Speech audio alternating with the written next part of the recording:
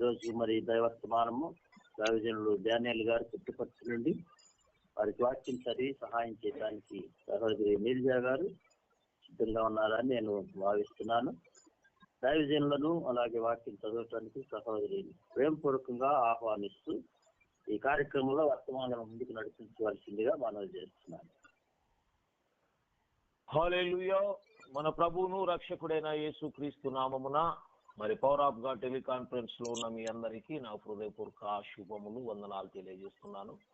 మరి దేవుని మహాకృపను మరి అయ్యగారు ప్రైజ్ లార్డ్. అయ్యగారు టైం ఎంత చెప్పు ఇస్మాయిల్ గారు? 35 minutes, పర్వాలేదు. Okay okay okay okay continue. మన ప్రభువును రక్షకుడైన యేసుక్రీస్తు నామమున పవర్ ఆఫ్ గాడ్ టెలికాన్ఫరెన్స్ లో ఉన్న మరి దైవ సేవకులందరికీ మరి నా హృదయపూర్వక శుభములు, వందనాలు తెలియజేస్తున్నాను. మరి దేవుని యొక్క వాక్యాన్ని మనము ఈ దినము ధ్యానం చేసుకుందాం. మీ బైబిల్ గ్రంథము నుంచి కీర్తనల గ్రంథము 128వ అధ్యాయము 1-2 వచనాలు చదవాలని ప్రేమపూర్వక సహోదరికి తెలియజేస్తున్నాను.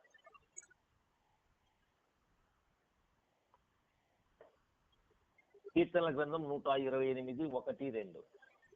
Praise lord sir. Praise lord అన్న. యెహోవా యందు భయభక్తులు కలిగి ఆయన త్రోవల యందు నడుచు వారందరూ ధన్యులు. నిశ్చయముగా నీవు నీ చేతుల కష్టార్జితము అనుభవించెదవు. నీవు ధన్యుడవు, నీకు మేలు కలుగును. థ్యాంక్ యూ అమ్మా. మన ప్రభు అయిన యేసుక్రీస్తు నామమున మరొకసారి మీకు వందనాలు తెలియజేసుకుంటున్నాను. మరి దావీదు కీర్తనలో రాసిన యొక్క మాట మనం చాలా సార్లు ధ్యానం చేస్తుంటాం. యెహోవా యందు భయభక్తులు కలిగి ఆయన త్రోవల యందు నడుచు వారు ధన్యులు. నిశ్చయముగా నువ్వు నీ చేతుల కష్టార్జితం అనుభవించేదవు, నీవు ధన్యుడవు, నీకు మేలు కలుగును. ప్రియా దేవుని బిడ్డలారా, మనం ఎన్నో రోజుల నుంచి క్రైస్తవులుగా జీవిస్తున్నాం, దేవుని బిడ్డలుగా జీవిస్తున్నాం, ప్రార్థన చేస్తున్నాం, పాటలు పాడుతున్నాం, భక్తి చేస్తున్నాం, ఎన్నో చేస్తున్నాం. కానీ ఈ 28 వచనం వచ్చిన అక్కడ మన చేతుల కష్టార్జితాన్ని మనం నిజముగా అనుభవిస్తున్నామా? మనం ఆ ధన్యత కలిగి ఉన్నామా?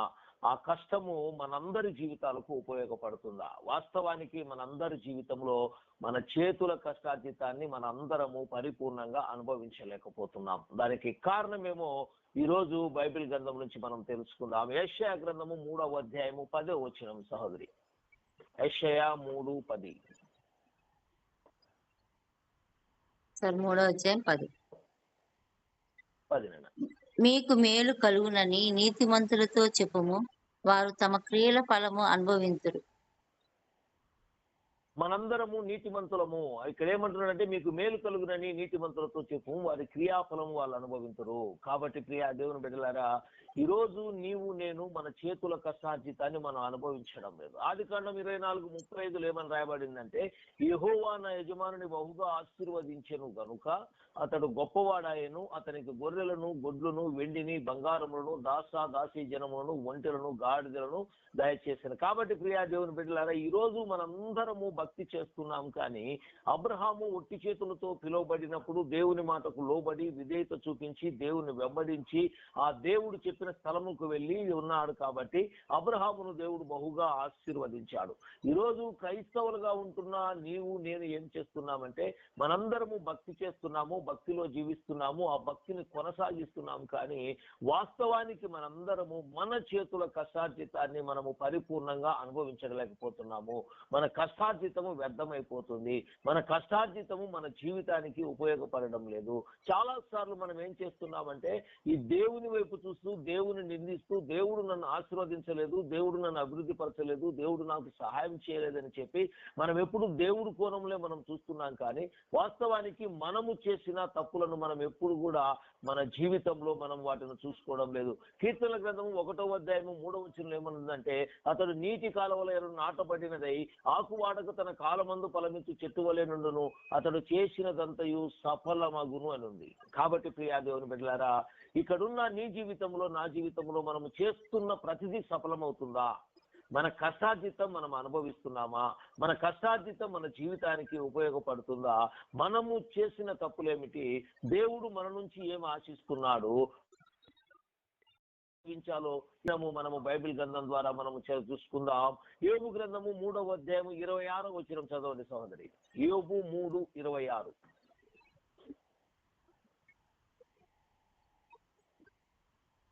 సార్ చదువుతా సార్. ఓకేనా. నాకు నెమ్మది లేదు, సుఖము లేదు, విశ్రాంతి లేదు, శ్రమయే సంభవించుతున్నది. చాలైనా మన జీవితంలో ఇది జరుగుతుందండి.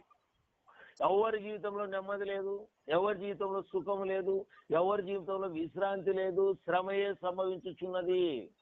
యోబు భక్తుడు అంటున్న మాట ఇదందరి మన జీవితానికి వచ్చు. దేవుడు ఏమంటున్నాడంటే నీ చేతుల కష్టార్జితాన్ని నువ్వు అనుభవిస్తావు, నువ్వు ధన్యుడవు, నీకు మేలు కలుగులని బైబిల్ చెప్తుంది. అయితే క్రైస్తవులుగా మనం నిజంగా నెమ్మది లేని జీవితము, సుఖము లేని జీవితము, విశ్రాంతి లేని జీవితము, శ్రమయే మనకు సంభవిస్తుంది. కాబట్టి ఈరోజు నీ జీవితంలో, నా జీవితంలో మన కష్టార్జితంలో ఏమి ఉండాలో మనము తెలుసుకుందాము. ఆదికాండము 5వ అధ్యాయము 29వ వచనం నాన్న.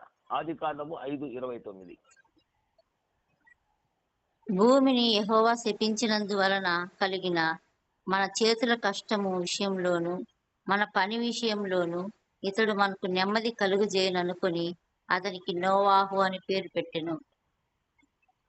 ప్రియా దేవుని బిడ్డలారా, ఇక్కడ భూమిని యెహోవా శపించినందున ఈరోజు నీవు నేను కూడా ఏం చేస్తున్నామంటే ఈ భూమి శపించబడినందున మన చేతుల కష్టాల విషయంలో, మన పని విషయంలో మనకు నెమ్మది లేదు. ఈరోజు నిజంగా టెలికాన్ఫరెన్స్ లో ఉన్న ప్రతి ఒక్కరము మనం పరిశీలించుకుందాం. నిజంగా మన జీవితంలో మనం ఏ రోజైనా నెమ్మదిగా గడుపుతున్నామా? నెమ్మది లేదు, సుఖము లేదు, సంతోషము లేదు, ఎప్పుడు శ్రమయే సంభవిస్తుంది. కారణమేమి? ఉదయాన్నే లేస్తున్నాం, రాత్రి వరకు కష్టపడుతున్నాం, ఎంతో ప్రయాసపడుతున్నాం, ఎన్నో ప్లాన్లు వేస్తున్నాం, అభివృద్ధి చెందాలని ఆశపడుతున్నాం. కానీ మనం ఒకటి అనుకుంటే మన జీవితంలో ఇంకొకటి జరుగుతుంది. ఎందుకు ఈ కార్యాలు జరుగుతున్నాయి? దేవుడు ఏమంటున్నాడంటే నీ కష్టార్జితాన్ని నువ్వు అనుభవిస్తావు, నీకు మేలు కలుగును, నువ్వు ధన్యుడు అని చెప్తున్నాడు. నీతివంతులతో చెప్పు మొదట ఆశీర్వదించబడతాడని చెప్తున్నాడు. దేవుడు ఆశీర్వాదములకు వారసులకు మీరు పిలువబడతారని చెప్తున్నాడు. ఇన్ని వాక్యాలు చెప్తున్నా నీ జీవితంలో, నా జీవితంలో మనం ఏం చేస్తున్నామంటే మొట్టమొదట మనము నెమ్మది లేని జీవితాన్ని జీవిస్తున్నాం. యోబు గ్రంథము 20వ అధ్యాయము 18వ వచనం. యోబు 20:18. యోబు 20:18. దేని కొరకు వారు ప్రయాసపడి సంపాదించి ఉండిరో దానిని వారు అనుభవింపక మరలా అప్పగించెదరు. వారు సంపాదించిన ఆస్తి కొలది వారికి సంతోషం ఉండదు. ప్రియా దేవుని బిడ్డలారా, సహోదరి ఇక్కడ చదువుతుంది, దేని కొరకు వారు ప్రయాసపడి సంపాదించుదురు దాన్ని వారు అనుభవింపక మరలా అప్పగించెదరు. వారు సంపాదించిన ఆస్తి కొలది వారికి సంతోషం ఉండదు. ఈరోజు నిజంగా టెలికాన్ఫరెన్స్ లో మనందరి జీవితాల్లో మన సంపాదన మనకు సంతోషాన్ని ఇస్తుందా? మన సంపాదనలో నువ్వు సంతోషించగలుగుతున్నావా? ఆ సంపాదన నువ్వు ఎన్నిసార్లు నువ్వు సంతోషించగలుగుతున్నావు? ఏ భక్తుడు చెప్తున్నాడు, మొట్టమొదట మన జీవితంలో నువ్వు సంపాదిస్తున్నావు, నువ్వు కష్టపడుతున్నావు, కానీ నీ జీవితంలో నెమ్మది లేదు. రెండవది, నీ జీవితంలో, నా జీవితంలో ఇక్కడ ఏమవుతుందంటే సంతోషము లేదు. కీర్తనల గ్రంథము 109వ అధ్యాయము 11వ వచనం. కీర్తన 109:11. 109:11.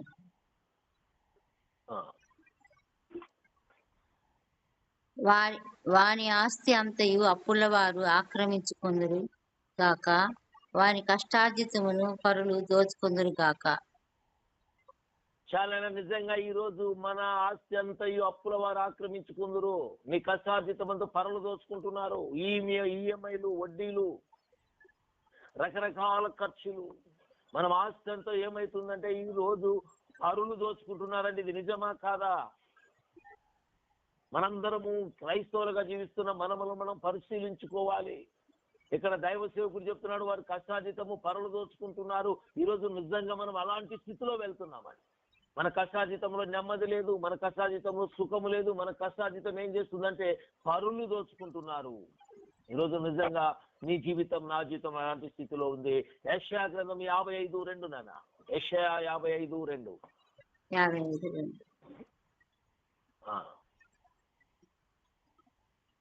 ఆహారము కాని దాని కొరకు మీరేల రోకలిచ్చెదరు.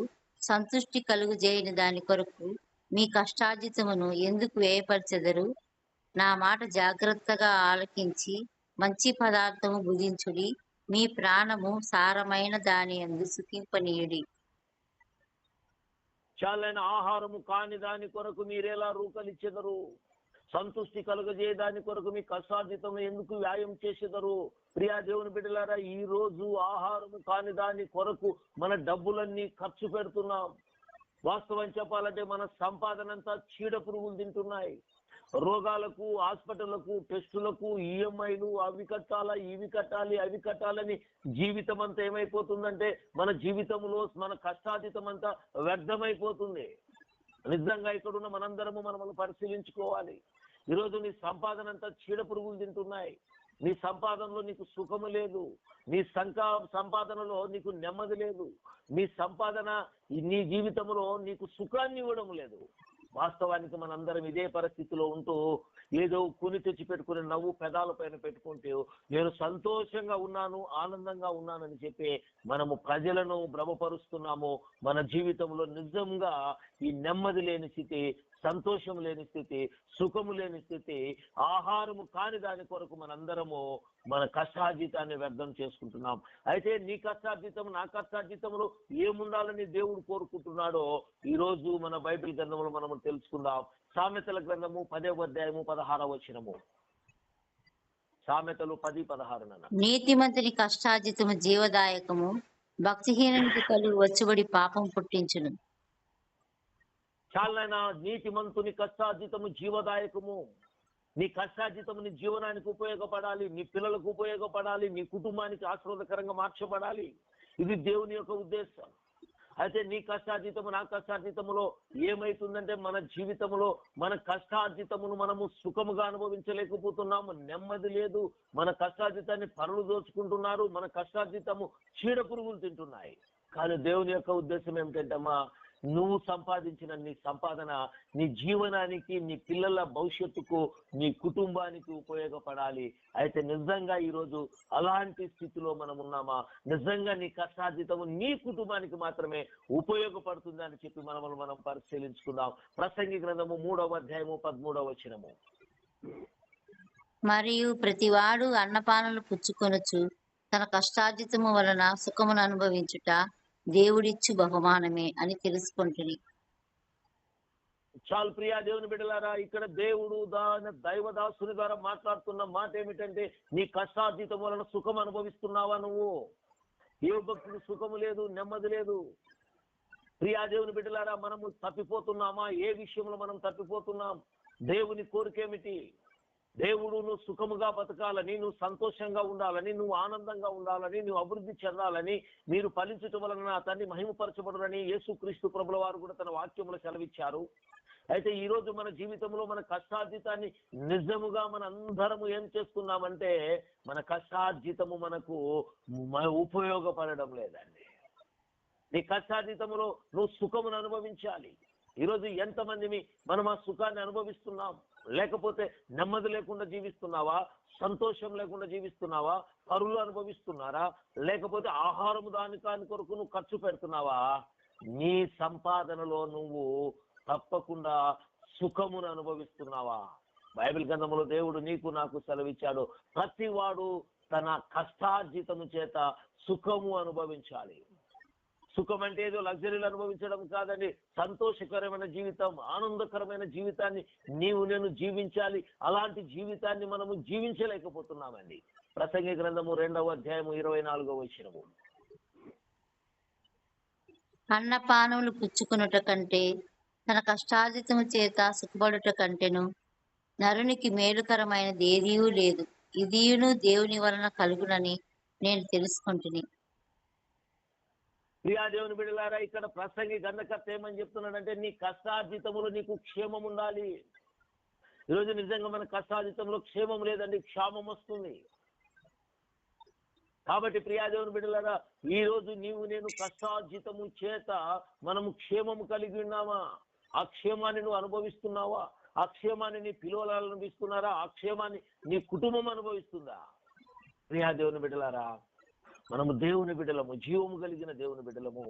అయితే నిజంగా ఆ క్షేమాన్ని మనము అనుభవించలేకపోతున్నాం.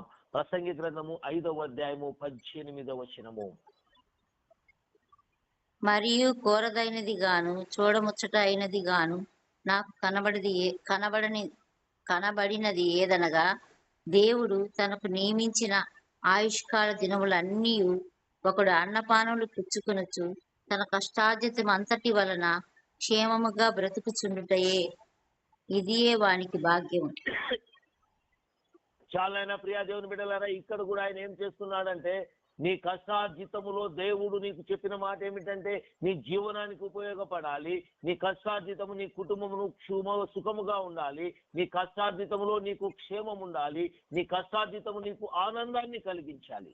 అయితే దేవుడు చెప్పింది మన జీవితంలో జరగకుండా మన జీవితంలో నెమ్మది లేదు, సుఖము లేదు. మన సంపాదన అంతా ఏమైతుందంటే వ్యర్థమైన దాని కొరకు ఖర్చు పెడుతున్నాం. మన సంపాదన చీడ పురుగులు తినివేస్తున్నాయి. అయితే దేవుడు ఏమంటున్నాడంటే, నీ కష్టార్జితములో నీకు సుఖం ఉండాలి, నీ కష్టార్జితములో నీకు క్షేమం ఉండాలి, నీ కష్టార్జితము నీకు ఉపయోగపడాలని ప్రభు చెప్తున్నాడు. అయితే ప్రియా దేవుని బిడ్డలారా, మనము చేస్తున్న తప్పేమిటి? మనం ఎందుకు ఆశీర్వదించబడలేకపోతున్నాం? మనం ఎందుకు అభివృద్ధి చెందలేకపోతున్నాం? ఎందుకు మన జీవితంలో కార్యాలు జరగలేకపోతున్నాయో ఈ దినము మనము బైబిల్ గ్రంథం ద్వారా మనం పరిశీలించుకుందాం. లూకా సువార్త 12వ అధ్యాయము 21వ వచనము.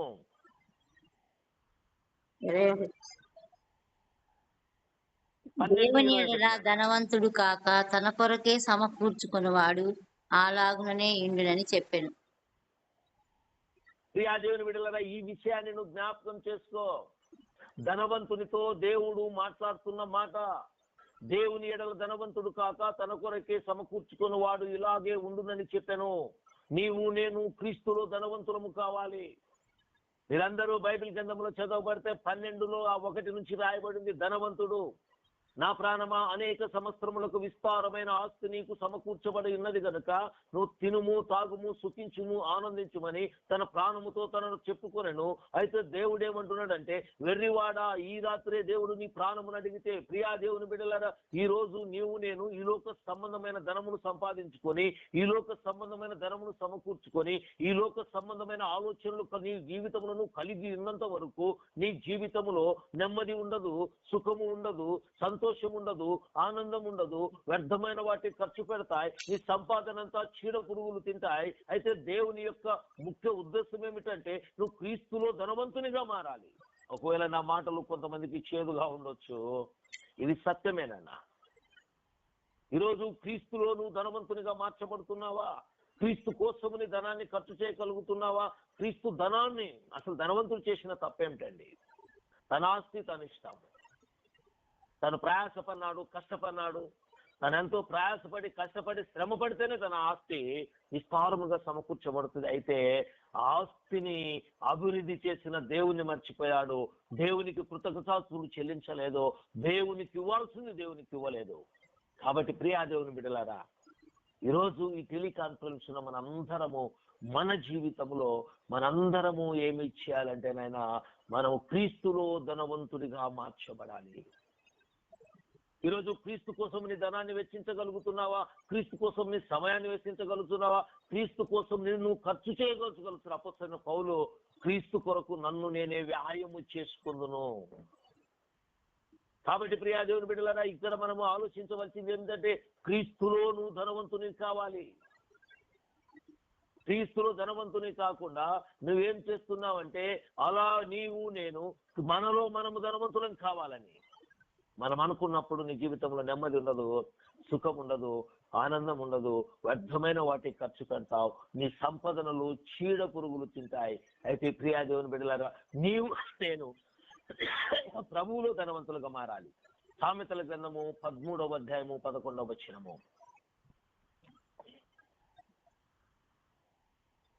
మోసము చేత సంపాదించిన ధనము క్షీణించిపోవును, కష్టము చేసి కూర్చుకున్నవాడు తన ఆస్తిని వృద్ధి చేసుకున్నాను. ప్రియా దేవుని బిడ్డలారా, ఇక్కడ ఏమంటున్నాడంటే, మోసము చేసి సంపాదించిన ధనము క్షీణించిపోవును. నువ్వు మనసును మోసం చేయలేదండి, అయితే నువ్వు దేవుని మోసం చేస్తున్నావు. ఏ విషయంలో మేము దొంగిలితివి ప్రభువా? అని ప్రభువుని అడిగినప్పుడు ప్రభు స్వయంగా తానే చెప్తాడు. మనందరము వాక్యం తెలిసిన వాళ్ళమే. అయితే ఇక్కడ ఏమంటున్నాడంటే, మీరు నా యొద్ద దొంగిలెదరు. ఈరోజు దేవునికి ఇచ్చే విషయంలో మనందరం ఏం చేస్తున్నామంటే, మనం దొంగలుగా ఉంటున్నాం. మనుషులు మోసం చేయడం లేదు క్రైస్తవుడు ఎప్పుడు కూడా. క్రైస్తవుడు చాలా కష్టపడతాడు, సంతోషపడతాడు, ఆయన ఎంతో అభివృద్ధి చెందుతాడు. అయితే అభివృద్ధి చెందాలని కోరుకుంటాడు. అయితే మనుషులను మోసం చేయడు. కానీ ఏ దేవుణ్ణి మోసం చేస్తున్నామమ్మా. దేవుడు కూడా అంటాడమ్మా, కైసారికి ఇవ్వమండి అని. దేవునికి ఇవ్వాలి నాన్న.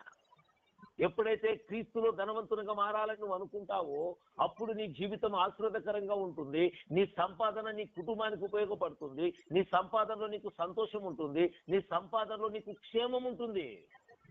వ్యర్థమైన దానికి నువ్వు ఖర్చు పెట్టవు. కాబట్టి అయితే నీవు నేను ఏం చేస్తున్నామంటే మోసము, దేవుణ్ణి మోసపోకుడి, దేవుడు వ్యక్తిరింపబడడు.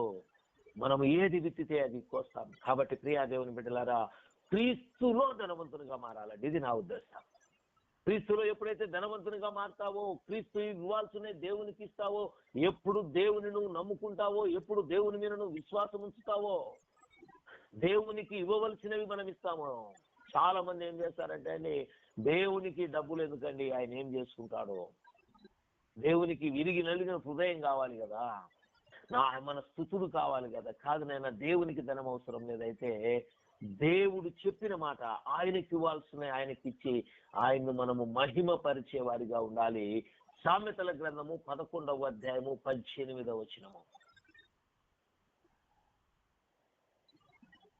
భక్తిహీనునికి సంపాదన వారిని మోసం చేయును, నీతిని విత్తువాడు శాశ్వతమైన బహుమానం నందును. ప్రియా దేవుని బిడ్డలారా, ఈ రోజు నీవు నేను దేవుని సన్నిధులను విత్తడం ప్రారంభిస్తే, ఎప్పుడైతే దేవుని సన్నిధులను విత్తుతావో, దేవుడు ఇస్సాకు ఆ దేశముందు ఉన్నవాడై విత్తనం వేసెను, అతడు 100 ఫలము పొందెను, అతడు క్రమముగా అభివృద్ధి చెందను. ఎలా అభివృద్ధి చెందాడంటే ఆ చుట్టుపక్కల ఉన్న వాళ్ళు అసూయపడేంత అభివృద్ధి. నాయన, నేను వ్యక్తిని ఎప్పుడు పొగడను, వ్యక్తి వైపు నేను ఎప్పుడు మాట్లాడను. సాధ్యమైనంత వరకు దీంతో ఉన్న కొంతమందికి తెలుసు నేను ఎవరిని మనిషిని పొగడను. కాబట్టి అయితే ఇదే పవర్ ఆఫ్ గాడ్ లో ఉన్న కిషోర్ ఆయన దేవుని సన్నిధిలో విత్తాడు.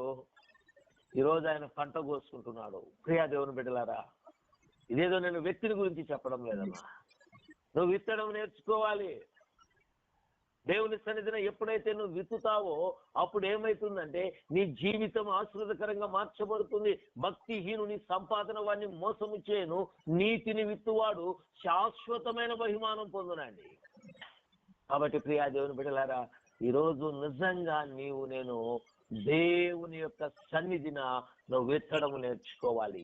కీర్తనల గ్రంథము 84:11. 84:11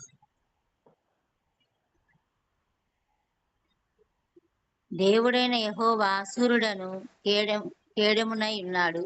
యెహోవా కృపయు ఘనతయు అనుగ్రహించును. యథార్థముగా ప్రవర్తించు వారికి ఆయన ఏ మేలును చేయక మానడు. నీవు నేను యథార్థంగా ఉంటే చాలు నాయన. థ్యాంక్ యూ రా. యథార్థముగా ప్రవర్తించు వారికి, నీవు నేను దేవునికి యథార్థంగా ప్రవర్తించాలని, మనుషులకు కాదు. హిజ్కియా ప్రార్థన చేస్తాడు, అయా నా బాల్య దశ నుంచి నేను ఎలాగూ జీవించుతున్నో నా జీవితము నీకు బావుగా తెలిసి ఉన్నది. ఈరోజు మనుషులు మనకు సాక్షి కాదండి. ఇక్కడ ఏమని చెప్తున్నాడంటే యథార్థంగా ప్రవర్తించు వారికి ఆయన మేలు చేయక మానడు. వాస్తవం అండి. ఇదే పౌరాబు గారు ప్రారంభ దినాల్లో నేనేదో ఆ మాట కొద్ది తక్కువ జీవితాన్ని జీవించేవాడిని. చాలా ఆర్థిక ఇబ్బందులు ఫేస్ చేసేవాడిని. ఎప్పుడైతే దేవుని దగ్గర విత్తడం నేర్చుకున్నానో, ఎప్పుడైతే దేవుని మీద పరిపూర్ణమైన విశ్వాసం ఉంచడం నేర్చుకున్నానో, దేవుని దగ్గర దొంగలడం మానుకున్నానో, దేవుడు నన్ను ఆశీర్వదించాడు. ఈరోజు ఈ పవర్ ఆఫ్ గాడ్ లో ఉండి నువ్వు ఒకవేళ ఆశీర్వాదాలు అనుభవించలేదేమో, నీ జీవితంలో నెమ్మది లేదేమో, నీ జీవితంలో సుఖం లేదేమో, నీ జీవితంలో క్షేమం లేదేమో, నీ జీవితము పరులు దోచుకుంటున్నారేమో, నీ సంపాదన నీ కుటుంబానికి ఉపయోగపడడం లేదేమో. కాబట్టి ప్రియా దేవుని బిడ్డలారా, నీవు నేనేమి చేయాలంటే నీ సంపాదన నీ జీవనానికి ఉపయోగపడాలి. నీ సంపాదన నీ కుటుంబానికి ఉపయోగపడాలి, నీ సంపాదనలో నీకు క్షేమం ఉండాలి, నీ సంపాదన ద్వారా నీ కుటుంబము నీ పిల్లలు ఆనందించాలి. ఆనందించాలంటే నువ్వేం చేయాలంటే నాయనా, క్రీస్తులో ధనవంతుడుగా నేను మార్చబడాలి. దేవుడు ఇచ్చిన దానికి దేవునికి ఇవ్వడము అది చాలా క్షేమం. కాబట్టి నిజంగా ఈరోజు దేవునికి మనము ఇస్తున్నామా? సామెతల గ్రంథము 10:22. యెహోవా ఆశీర్వాదము ఐశ్వర్యమిచ్చును, నరుల కష్టము చేత ఆ ఆశీర్వాదము ఎక్కువ కాదు. చాలా ఆయన యెహోవా ఆశీర్వాదమే ఐశ్వర్యం ఇచ్చింది. ఆయన మీరు వేకువనే లేచి ఎంత ప్రయాసపడినా, ఎంత కష్టపడినా, మానవ ఆలోచనలతో నువ్వు ఎంత చేసినా, నీ జీవితంలో నా జీవితంలో దేవుడు నిన్ను ఆశీర్వదించాలి. ఎప్పుడైతే దేవుడు నిన్ను ఆశీర్వదిస్తాడో అప్పుడు నువ్వు అభివృద్ధి చెందుతావు. దేవుడు నిన్ను ఆశీర్వదిస్తాడో అప్పుడు నువ్వు దీవించబడతావు. దేవుడు ఎప్పుడైతే నిన్ను ఆశీర్వదిస్తాడో నీ పిల్లల భవిష్యత్తు కట్టబడుతుంది. దేవుడు నిన్ను ఎప్పుడైతే ఆశీర్వదిస్తాడో నీ జీవితం ఆశీర్వదకరంగా మార్చబడుతుందండి. యెహోవా ఆశీర్వదించాలంటే నేనేమి చేయాలంటే దేవునిలో ధనవంతులుగా మారాలి. ఈ లోక ధనము శాశ్వతం కాదండి. అయితే ఈ లోకంలో మనకు ధనం అవసరమే మన కుటుంబాలు జీవించడానికి. అయితే నేను నిజంగా ఈరోజు దేవుని చేత ఆశీర్వాదం పొందాలంటే దేవునికి మనం ఇచ్చేవారిగా ఉండాలండి. సంతోషంతో ఇచ్చేవారిని దేవుడు ఎంతో ప్రేమించను. దేవునికి ఇవ్వాలి. దేవుడు చెప్పాడు, నీ ధనం ఎక్కడ ఉందో నీ హృదయం అక్కడ ఉండును. ఈరోజు మనం ఏం చేస్తున్నామంటే దేవుని దగ్గర దొంగులుతున్నాం. దేవునికి ఇచ్చేదాంతో మనం సమయాన్ని కానీ మన ధనాన్ని కానీ మనం కరెక్ట్గా ఇవ్వలేకపోతున్నాం. కాబట్టి ఈరోజు మన జీవితంలో సుఖము లేదు, నెమ్మది లేదు, ఆనందము లేదు. మన పరులు దోచుకుంటున్నారు చీడ పురుగులండి. వాస్తవానికి మొన్న నేను తిరుపతి ఆ ట్రైన్లో వెళ్తున్నానండి. నేను చీరాల వెళ్ళడానికి. నా పక్కన ఒక అమ్మగారు కూర్చున్నారు. అమ్మగారి వయస్సు దాదాపు ఒక 42 ఉంటాయి. ఆ 42 ఉంటున్నప్పుడు ఆమె ఏం చేసిందంటే తన ఒక బ్యాగు తీసిందండి. ఆ బ్యాగు తీసినప్పుడు నాకు భయం వేసింది. ఎందుకంటే ఒక మెడికల్ స్టోరే దగ్గర ఉంది. నేను ఆమెను అడిగాను, అమ్మా ఒక రోజుకు ఎన్ని టాబ్లెట్లు మీరు తీసుకుంటారంటే 42 టాబ్లెట్లు తిని బతకాలి సార్ అంటుంది. ప్రియా దేవుని బిడ్డలారా, ఈరోజు ఎందుకు మనిషి ఆహారాన్ని మానుకొని మందులు తిని బతుకుతున్నాడు? ఎందుకు రకరకాల టెస్టులతో, రకరకాల రోగాలతో, రకరకాల సమస్యలతో మనం ఎందుకు బాధపడుతున్నాం? ఒక్కసారి మనం పరిశీలించుకుందాం.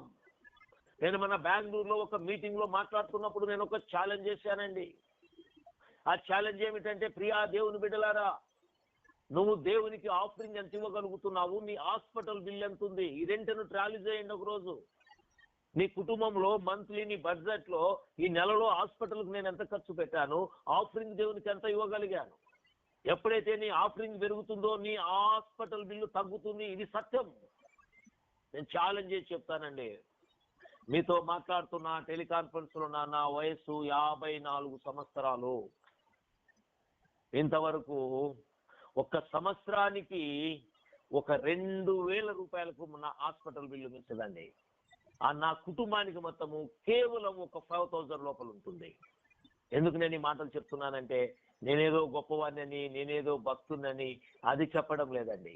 ఈరోజు నేను వ్యర్థమైన వాటి కోసం మనము ఖర్చు పెడుతున్నాం. కానీ అర్థవంతంగా క్రీస్తులో నువ్వు ధనవంతునిగా మారితే, క్రీస్తుకు ఇవ్వవలసిన నువ్వు ఇస్తే, క్రీస్తుని నీ ధనం ద్వారా మహిమపరిస్తే, క్రీస్తు పరిచర్య కోసం నువ్వు ఖర్చు చేయగలిగితే, దేవుడు ఏం చేస్తారంటే ఆయన ఎప్పుడు ఆడి మాట తప్పుటకు ఆయన అన్యాయస్తుడు కాదండి. మీరు ఇచ్చి నన్ను శోధించండి అని బైబిల్ గ్రంథం చెప్తుంది. అయితే క్రైస్తవుడు ఏం చేస్తున్నాడంటే ఇవ్వకుండానే శోధిస్తాడు. ఉదయాన్నే లేస్తేనే మోకరిస్తేనే ప్రభువా అదివు ఇదివు అదివు ఇదివు అని చెప్పి ప్రపంచంలో అన్ని నీకే కావాలని కోరుకుంటున్నా. కానీ ప్రభువా నీకోసం నేను ఇది ఇస్తాను అన్నా, ఇది నీకు నేను ఇస్తాను, నువ్వు ఇచ్చిందే నీకు ఇస్తున్నాను. కాబట్టి ప్రియా దేవుని బిడ్డలారా, క్రైస్తవులుగా నేను మన జీవితంలో నిజంగా సంతోషాన్ని అనుభవిస్తున్నామా? నిజంగా ఆనందాన్ని అనుభవిస్తున్నామా? నిజంగా కుటుంబం అంతయు సంతోషకరంగా మనము గడపగలుగుతున్నామా?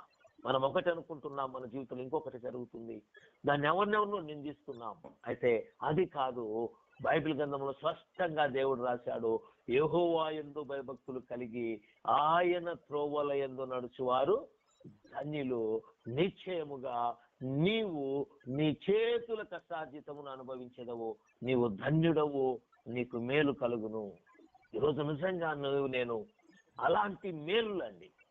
నువ్వు దేవుని బిడ్డని నువ్వు 10 మందికి నువ్వు చెప్పుకోవాల్సిన అవసరం లేదండి. ఇతరులే నిన్ను చూసి నా దేవుని బిడ్డ. ఎలియాజరును చూసి లాబాను ఏమంటాడు?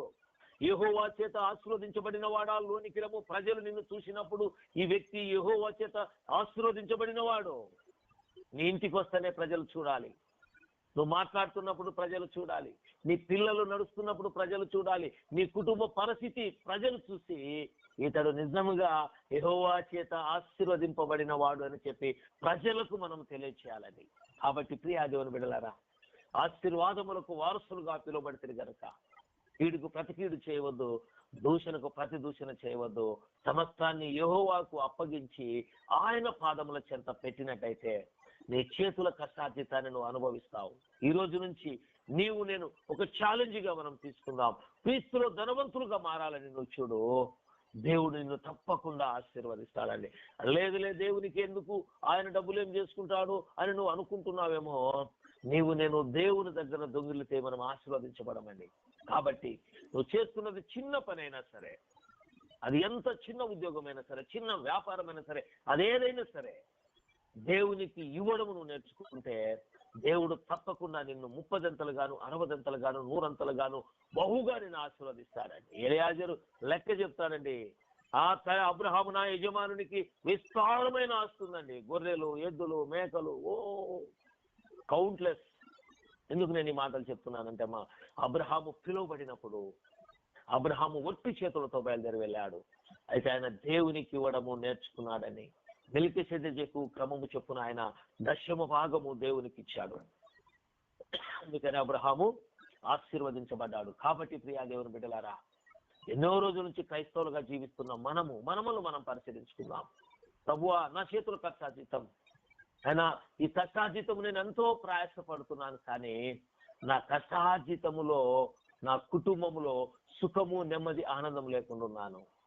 నా కష్టార్జితము ప్రభువా ఇతరులు దోచుకుంటున్నారు, నా కష్టార్జితలు అప్పుల వాళ్ళు తీసుకుపోతున్నారు, ఆహారం దాని కొరకు నేను ఖర్చు పెడుతున్నాను, చీడ పురుగులు తింటున్నాయి, ఎందుకు నాయన ఇలా జరుగుతుందని ప్రభు దగ్గర మనం ప్రార్థన చేయడం కాదు. నిజంగా నీ కష్టార్జితములో నీ కుటుంబానికి ఉపయోగపడాలన్నా, నీ కష్టార్జితము నువ్వు సుఖం అనుభవించాలన్నా, నీ కష్టార్జితములో నీకు క్షేమం ఉండాలన్నా క్రీస్తులో ధనవంతునిగా మారాలి.